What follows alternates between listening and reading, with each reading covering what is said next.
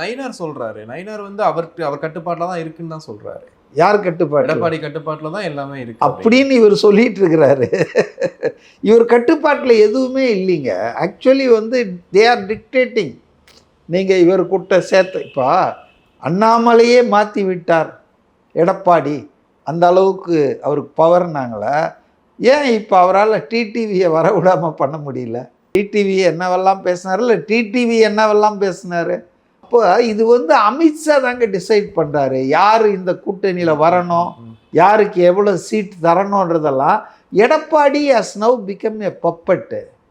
அவரை வந்து அப்படி சும்மா வச்சுக்கிட்டு இருக்காங்க. எப்படி உத்தவ் தாக்கரே வச்சிட்டு இருந்தாங்களோ அப்படி வச்சிட்டு இருக்காங்க. அவங்க வந்து நினச்சா எந்த நேரத்துலையும் முடிச்சிருவாங்க. நான் இன்னொரு விஷயம் சொல்கிறேன் கேளுங்க.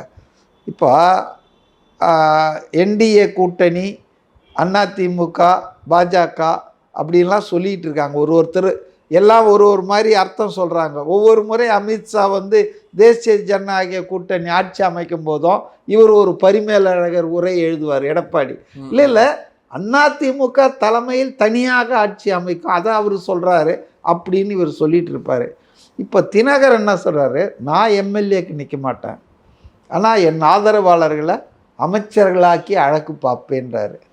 சரி, டிடிவி ஒரு தனி கட்சி நடத்துகிறாரு, பிஜேபிக்கே இடம் கிடையாதுன்னு சொல்லிட்டுக்கிறாரு இவர். அப்போ டிடிவியுடைய ஆதரவாளர்கள் எம்எல்ஏ அமைச்சர்கள் ஆவார்கள்னா அது கூட்டணி மந்திரி சபை தானே. அப்போ ஏன் இதை இவர் மறுக்க முடியல? எடப்பாடி சொல்லணும் இல்லை, அமித்ஷாக்கெல்லாம் ஒவ்வொன்றும் விளக்கம் கொடுத்துட்டு இருந்தார்ல. டிடிவி சொல்லுவது அது சரியல்ல, அதிமுக ஆட்கள் மட்டும்தான் அமைச்சர்கள் ஆக முடியும். ஏன் இது வரைக்கும் அதுக்கு அவர் பதில் சொல்ல?